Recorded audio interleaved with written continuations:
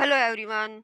हमारी आज की कहानी है गन्ना जवाहर का दूसरा भाग। गन्नाबाई के संगीत के उस्ताद शमसुल्लाह खां को इस रिश्ते का जरूर सुराग था, वरना वे क्यों कहते कि तालीम का अगला दर्जा आगरा से लौटकर शुरू होगा अगर अल्लाह ताला ने चाहा तो।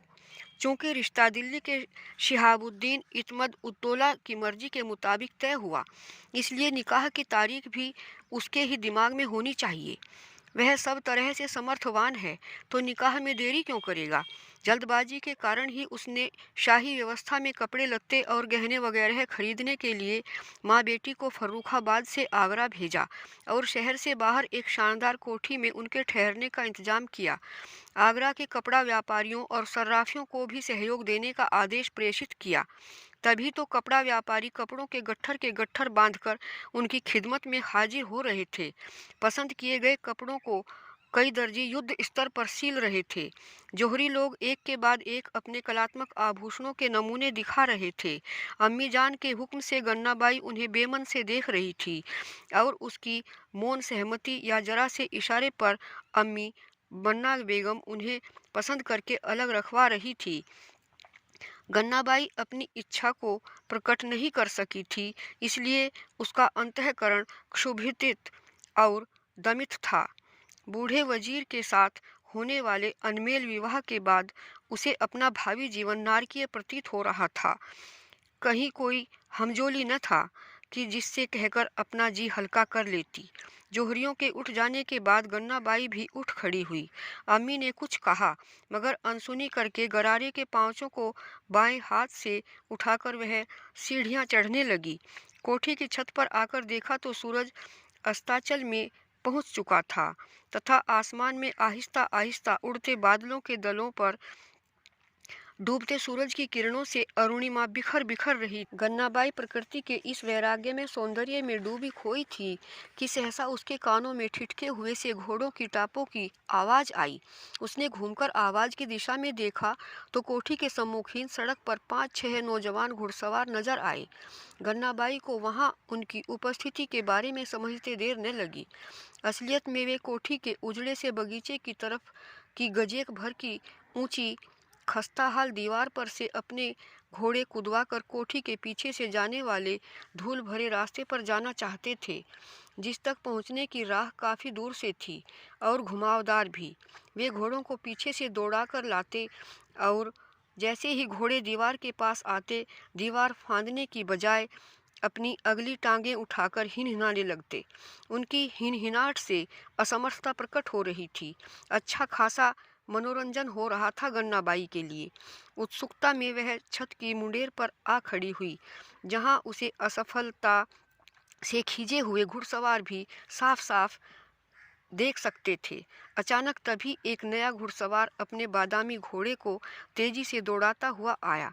घोड़े ने एक ही छलांग में दीवार को फांद लिया और कोठी के अहाते में रुककर अपने साथी घुड़सवारों का हौसला बढ़ाने लगा।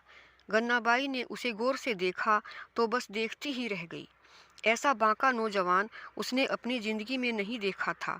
गोरा रंग, दमकता चेहरा, सांचे में ढली सी लोह यष्टि, रुपहला अंगरखा और कलंगी लगा सुनहरा साफा। उसके दीवार फांदने के करतब पर गन्नाबाई ने अनजाने ही ताली बजा दी। ताली की अप्रत्याशित आवाज़ पर नौजवान ने चौंक कर ऊपर देखा तो गन्नाबाई को देखकर ठगा सा रह गया। मलाई जैसी त्वचा वाली सुंदरी ऊपर खड़ी हुई मुस्कुरा रही थी। एक पल को लगा कि स्वर्ग की परी आसमान से कोठी की मुंडेर पर उतर आई। दीवार फांदने में असमर्थ घुड़सवार साथियों ने आवाज़ लगाकर कहा, प्रतीक्षा करना कुंवर जी, हम चक्कर काटकर डीग के रास्ते पर पहुंच रहे हैं। इसका मतलब कहीं का राजकुंवर है यह नौजवान। यह सोचते हुए गन्नाबाई ने पूछा, कौन है आप? जाने को उद्यत नौजवान ने उसके पूछने के आशय को समझना चाहा। जवाब दिया, जवाहर सिंह, भरतपुर के महाराजा सूरजमल के बेटे। और फिर उत्तर की अपेक्षा किए बिना चहक कर कहा, बहुत नाम सुना है मैंने आपका कुंवर जी, लेकिन आज दीदार भी हो गए। उसकी बेहिचक से दंग सा होकर जवाहर सिंह ने पूछा, तुम कौन हो? एक नाचीज हूँ आपके सामने कुंवर साहब, मगर यकीन मानिए आज से कदरदान हूँ आपकी। जवाहर सिंह उसके शब्दों के मर्म को समझना चाहता था, परंतु साथियों के रास्ते पर पहुंच जाने के दबाव में चलने की भी जल्दी थी। उसने लगाम हिलाकर घोड़े को मोड़ा तो गन्नाबाई ने कहा, शायद जल्दी में हैं कुंवर साहब, लेकिन इतना सुनते जाइए, आपका इंतज़ार करूंगी मैं। उसके इन कशिश भरे शब्दों ने जवाहर सिंह के मन में जैसे मधु घोल दिया। वह संजीदा हो उठा और उसने हाथ हिलाकर आश्वासन दिया तथा हाँ के लिए ग्रीवा हिलाई। परंतु गन्नाबाई ने पुनः अपने शब्द दोहराए, मैंने कहा ने, मैं जरूर इंतजार करूंगी आपका।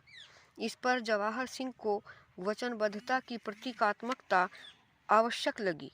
उसने कमर से अपनी कटार निकाली और फलक की नोक पकड़कर इस प्रकार घुमावदार फेंकी कि वह सूखी जमीन पर जा गड़ी।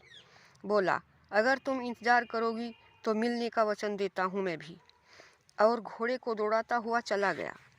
गन्ना के मुंह से स्वतः ही निकला, खुदा हाफिज, और कई पलों तक घोड़े की टापों से रास्ते पर दूर तक उठते गुबार को देखती रही। आसमान डूबते सूरज की लालिमा से भर गया था। वह धीरे धीरे सीढ़ियों से नीचे उतरी। अम्मीजान की नज़रों से बचती हुई भागकर कोठी के बाहरी अहाते में पहुंची। जवाहर सिंह की वचन दृढ़ता की प्रतीक रत्न जड़ित कटार उठाई और अपने दुपट्टे में छुपा कर ले आई। देर रात तक जागती हुई गन्नाबाई जवाहर सिंह के बारे में हर पहलू से सोचती रही। जवाहर सिंह के प्रति प्रथम दृष्टया आकर्षण का कारण चाहे उसका मर्दाना हुस्न और बांकपन रहा हो, परंतु बूढ़े वजीर शिहाउद्दीन इदमत उद्दौला से निजातगी पाने का जरिया भी एक मनोवैज्ञानिक वजह थी। जवाहर सिंह के जाने के अनोखे अंदाज से उसे मिलन की उम्मीद अवश्य थी। साथियों, इस कहानी का तीसरा भाग आप अगले वीडियो में सुनेंगे। अगर आपको यह कहानी अच्छी लगी हो तो इसे लाइक करें और सब्सक्राइब अवश्य करें। धन्यवाद।